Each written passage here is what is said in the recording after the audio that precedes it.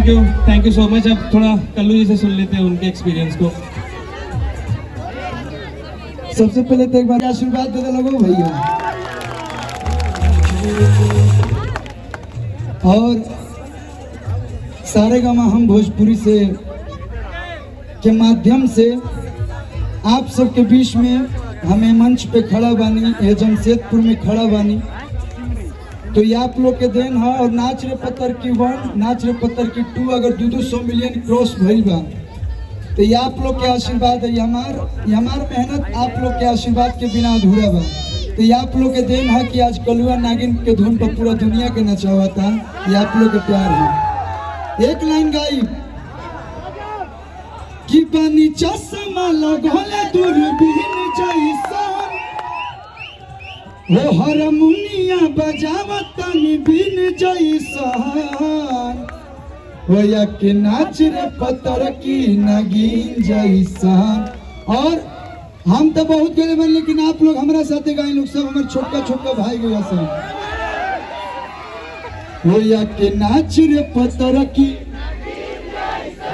Hello, ये आवाज जमशेदपुर में ना, झारखंड में ना, पूरा हिंदुस्तान में गुज जाएगा। चाहिए कि आपके भाई कलुआ सारेगामा हम भोजपुरी नाइट्स में गा रहल बा कि या के नाच रे पत्थर की।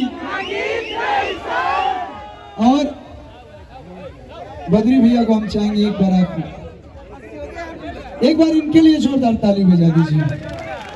प्रियांशु भाई, आशुतोष भाई, आप लोग अगर आवाज सुन रहे हैं तो, और आशु बाबा, आप सभी लोग आइए। एक छोटा सा मैं बात बोलना चाहूंगा। पंकज बिहारी जी, शीतोष भैया, संजय भैया, लकी भाई, आप सभी लोग एक बार मंच पे आ जाइए।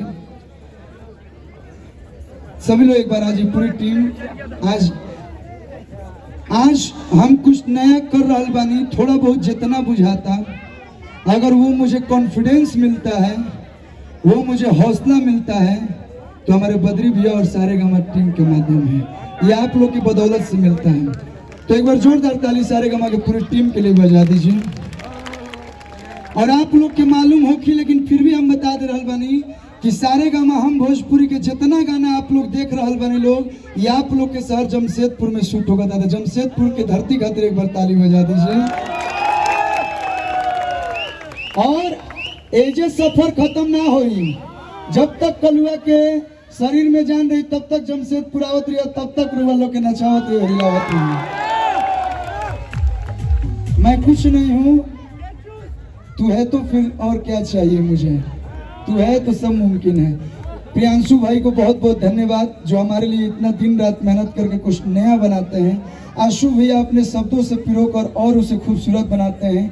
संजय चौरसिया जी, लकी भाई, जो कि इतना सुंदर सुंदर स्टेप आप लोग देखते हैं, ये आपका दिन है। एक बार उनके लिए भी ताली बजा के प्यार दे दीजिए। शीतोष भैया, और ये हमारे पंकज बिहारी जी। कहल जाला कि बिना अगुआ के शादी ना होला भैया, तो हमने क्या अगुआ जानता नहीं क्या।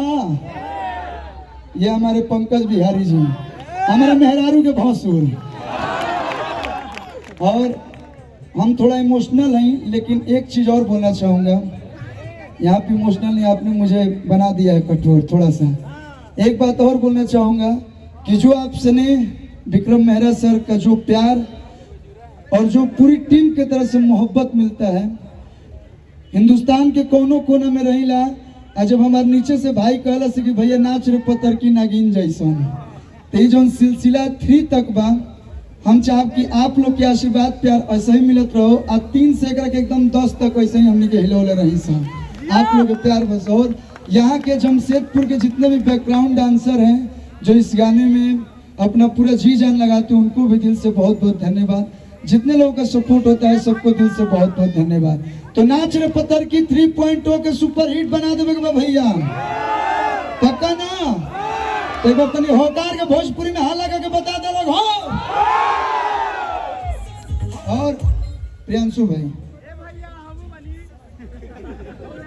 आप लोगों को एक बात बताऊं कि बहुत सारे लोग ऐसे बोलते हैं कि ये नहीं होगा, वो नहीं होगा। वो भैया जरा सब होगा, क्योंकि सारेगामा बद्री भैया, संजय भैया, विक्रम सर को खैर वो तो बिग बॉस है।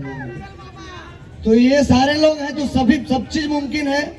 अभी अभी एक गाना हम लोग किए थे बहुत पहले ही, अभी कितना दिन हो गया, वो साथी रे करके, और रील्स पे इतना ज्यादा वो ट्रेंड हुआ वो साथी रे कि हम बता नहीं सकते कि कल्लू भैया का सैड सॉन्ग हमको लग रहा है पहला ऐसा सैड सॉन्ग है, और वो भी सारे गामा पे, और इतना ज्यादा वो रील्स बना है। और आप लोगों को मैं बता दूं, आज इस मंच से अनाउंस कर रहा हूँ, ठीक ना, बद्री भैया मेरे साथ हैं, और जब तक मेरे साथ रहेंगे तब तक मैं हमेशा नया करूंगा। और बहुत जल्द कुछ डिफरेंट आवाज में, डिफरेंट क्वालिटी में, डिफरेंट म्यूजिक में, डिफरेंट लिरिक्स में आप लोगों के बीच में कल्लू भैया की आवाज में सैड सॉन्ग लेके आ रहा हूँ। और पूरा मिला के एक लाइन बस मैं बोलना चाहूंगा, थोड़ा इसका वोकल उठाइएगा।